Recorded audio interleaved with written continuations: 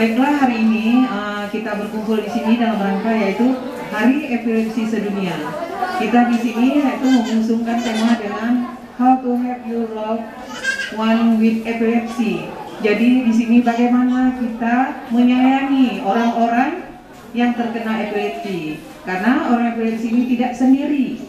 Nah, jadi dalam hal ini nanti akan dikupas oleh pakar-pakar kita, yaitu dari dokter-dokter Polisaraf yang bertempat beliau ini yaitu di Polisaraf kita di Rumah Sakit Umum Culumpia, yaitu di sini ada pakar kita yaitu Dr. Insan dan juga Dr. Basri. Jadi para bapak dan ibu nanti apabila ada yang tidak dimengerti, Jitmi dan Umi Tanyang di sini. Kemudian film dokumenter. Ada film-film pendek yang bisa kita nonton bagaimana sebenarnya epilepsi. Jadi sebenarnya epilepsi ini adalah bukan penyakit yang menular ataupun penyakit yang kita risaukan dan mungkin nanti akan dibeberkan oleh dokter kita. Baiklah, untuk mengefektifkan waktu, kami persilakan kepada Dr. Basri dan Dr. Intan. Terima kasih. Assalamualaikum warahmatullahi wabarakatuh. Puji dan syukur mari sama-sama kita panjatkan kepada Allah Subhanahu wa Ta'ala yang mana pada hari ini kita sudah dapat hadir di Rumah Sakit Culumpia. Hari Epilepsi Sedunia ini diperingati oleh seluruh dunia. Sebenarnya jatuhnya pada tanggal 23 Maret 2022 pada tahun ini. Kebetulan kita ada sesuatu lain hal, makanya kita mengadakan acaranya pada hari ini. Dan selayaknya sebenarnya acaranya kita adakan tanggal 23. Nah, pada kesempatan ini kami dari saya sebagai KSM dari ideologi khususnya, kita ingin memberi penyuluhan kepada bapak-bapak ibu sekalian, terutama yang ada di rumah sakit Culumpia ini, bahwa karena selama ini banyak stigma tentang epilepsi. Sebenarnya banyak juga orang yang belum tahu apa itu epilepsi. Dia orang yang hanya punya epilepsi. Sebenarnya epilepsinya bahasa awam, katanya bahasa Aceh itu penyakit ayam. Di kampung dikenal dengan penyakit ayam atau penyakit pungobui. Yang kampung yang dikenalnya pungobui atau penyakit ayam, atau yang lainnya lagi kesurupan. Yang model kesurupan, pegang kayak jin namanya. Nah, sebenarnya secara nilai secara fungsi di otak, bahwa bagian-bagian otak tertentu yang mengontrol aktivitas tubuh kita. Otak kita bagian bagian yang sangat penting untuk konektivitas kita dengan urang, sehingga puyang kita yang terjauh. Dan waktu kita nyambung puyang tak pegang. Yang berarti fungsi otak bagian depan. Kemudian fungsi otak bagian samping juga adanya. Bagian samping dia tak pegang haba, mengerti, tak pegang A, tak pegang B, tak pegang rumus, tak pegang jaro, tak pegang yang dikontrol oleh otak bagian samping wheel. Nah, kemudian juga otak bagian natur parietal dikoordinasi oleh bagian likud otak. Tapi berbentuk bayangan-bayangan perfeksi benda-benda adalah bagian parietal namanya, atau bagian otak paling puncak. Nah, ketika epilepsinya terjadi, epilepsinya pun sebenarnya, atau penyakit ayamnya pun.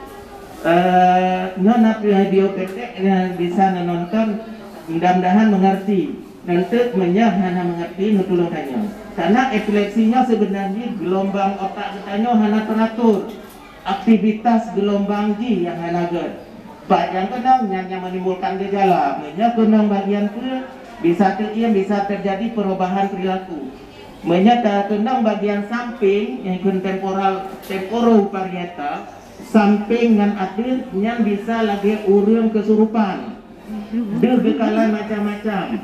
Dia karena mesti dalam bentuk jin, kadang-kadang jin malahan bentuk bentukan.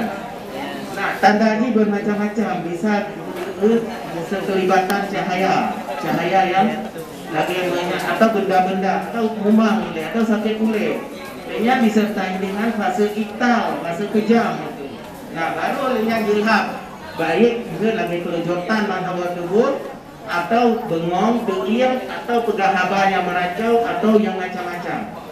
Yang macam-macam dan pegahaba yang macam-macam seolah-olah jin yang pegang. Nah, lenyap baru fase postal, baru fase setelah kejam, nah ladum langsung sadar lagi set, menali lain wolong kesadaran lagi set.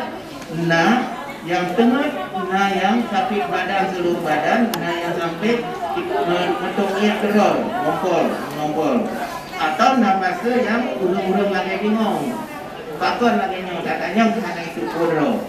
Nah, yang gejala lagi, mungkin hino nabi hidup pendek bisa menonton. Nah, beberapa tipe daripada epilepsinya mungkin kita nonton ini kan coba. Penyandang epilepsi dianggap sebagai orang yang kerasukan atau orang gila.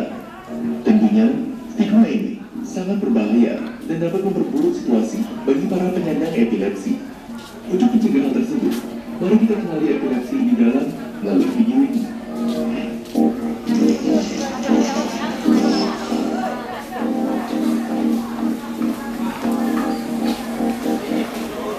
Epilepsi merupakan penyakit neurologis, yaitu suatu gangguan yang terjadi pada otak.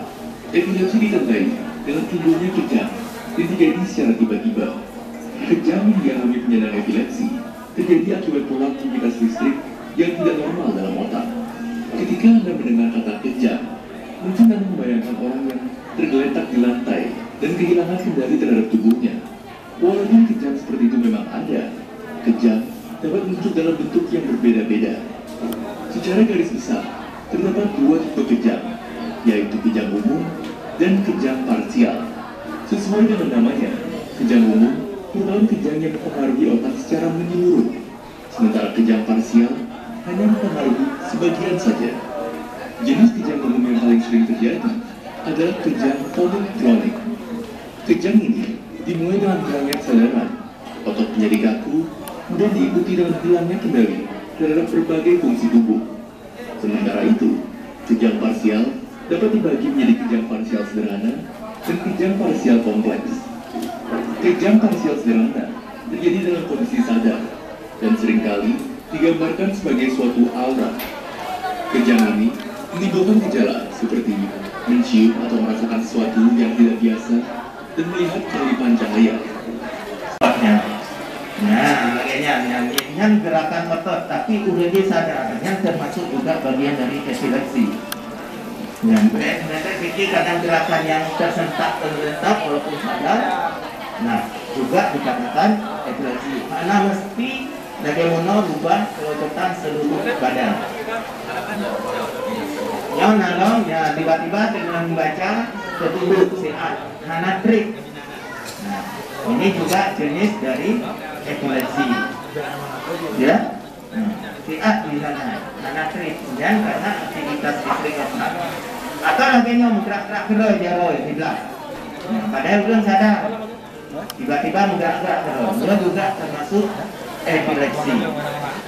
Tidak mesti harus pingsan, muntah sampai ini tergantung lagi ada benar, tergantung dari lokasi. Yang bikin aksan, dengan main-main tiba-tiba tahu. Nah, tahu dengan sekitar 5 padu-padu yang model yang buka-bukanya. Jadi yang dikirim ya benar-benar kita mungkin kalimat. Jadi selalu polanya sama. Jadi walaupun kata-katanya ini boleh terus, lalu bangkanya menurut itu tak boleh, masa boleh karena ini masa tanda dengan masa serangan dan masa serangga.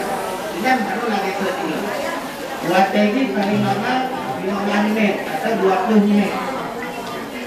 Ini kali nasi yang kali 20 menit. Memperkenalkan nilai mungkin yang dari poli yang lain yang belum pernah ke poli saraf yang mudah-mudahan sehat walafiat, tidak ada pada kelainan ke saraf. Yang tadi yang berbicara Bapak Dr. Basling. Kemudian ini Dr. Herlina dan saya Dr. Istan. Ya, dan ada satu lagi Dr. Ikhwanuddin. Nah, jadi Bapak-bapak, kamu memperingati Hari Epilepsi Sedunia yang diperingati pada tanggal 23 Maret 2022. Nah, kebetulan pada hari ini yang kami bisa memperingati hari tersebut. Jadi pada uronyo, jadi kamu menjelaskan punya epilepsi, lagi ketukar di Dr. Basri Guno, bahwa penyakitnya bukan penyakit keturunan. Penyakitnya itu nyo kapalo, nyo anu lu, buka epilepsi, nyo tu anu itiban, untuk kemekawin tiban. Nah, begitu. Untuk kematenasinya nurkiban. Nah, jadi pada pasien-pasien lagi nyo, pada apalagi pada remaja, kan dia produktif, apalagi perempuan, mungkin atau laki-laki itu.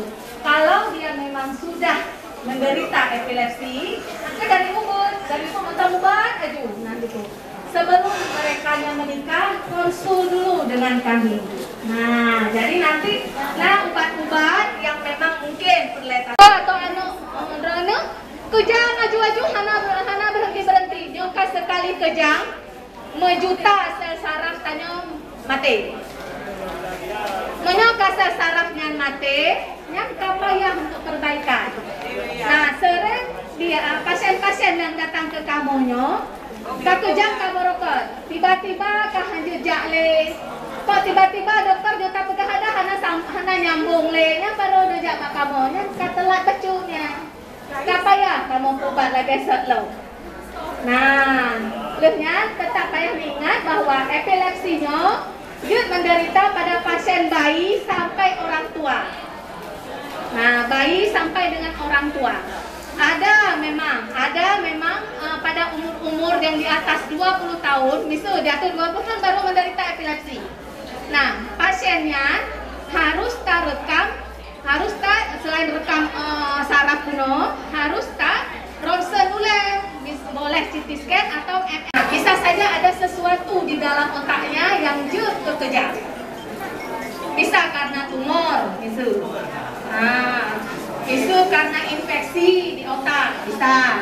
Nah, bisu karena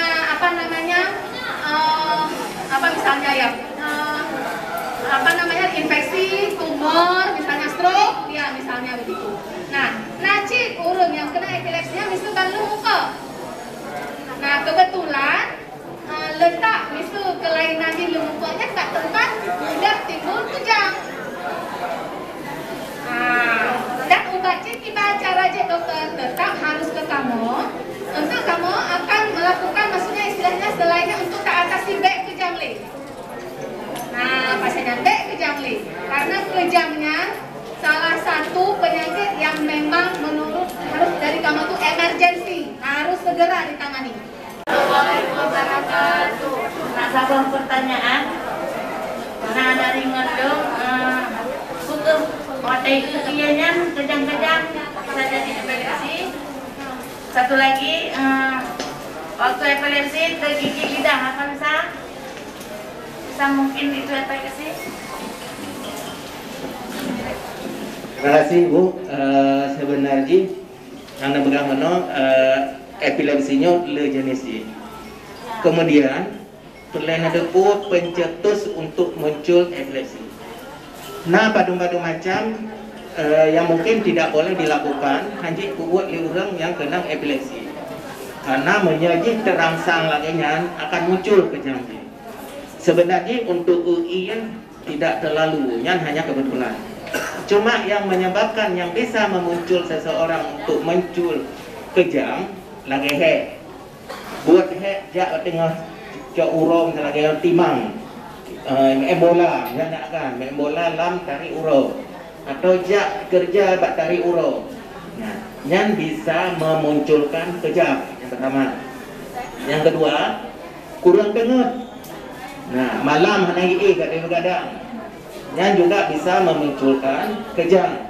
Yang terakhir bisa juga dari makanan, padu-padu macam makanan, lagi debu, khususnya tinggi karbohidrat. istilahnya. Orang yang mengkonsumsi tinggi karbohidrat yang bisa cepat memunculkan kejang. Makanya makanan diet yang dianjurkan pada orang kejang ada diet ketotik itu. Artinya pun rendah karbohidrat, rendah protein, tinggi lemak. Lemak je kajole tapi karbohidrat dengan protein harus rendah. Nah, ini hanya karenanya adalah memicunya. Kemudian yang memicu kejang juga bliss itu. Lagi orang main HP, HP-nya merupakan gelombang elektromagnetik. Bliss muncul lagi nya yang harus kita lakukan lagi tanya sebenarnya. Menyana temu orang kejang laginya, bek panik. Yang pertama, bah mana nilai bek nemat. Menyana nemat pak aki nemat pak jaro jiwa sadar dan sakit ke bahu kayaknya. Nejaga mantang lidah ke tekap lidah. Hajat canca lambaba takut dia hati kejangnya mekap tak ego kata kilain menyana mekap abisnya je mantang bacu-bacu dengan jaro nyan je dengan jaro nepeklah lidah je dalam lenyan posisi je perih mensamping ya samping dia je samping udah je pokoknya posisi mensamping lenyan menyana ulem kok hijau pantai itu nyan mantang neji dari benda-benda tajam. Jadi menyana bikin lampu kaca-kaca membelah dulu. Nah, karena ini lagi pegang menau penyakitnya hanya tak boleh sebenarnya. Cuma bisa dikontrol dengan obat.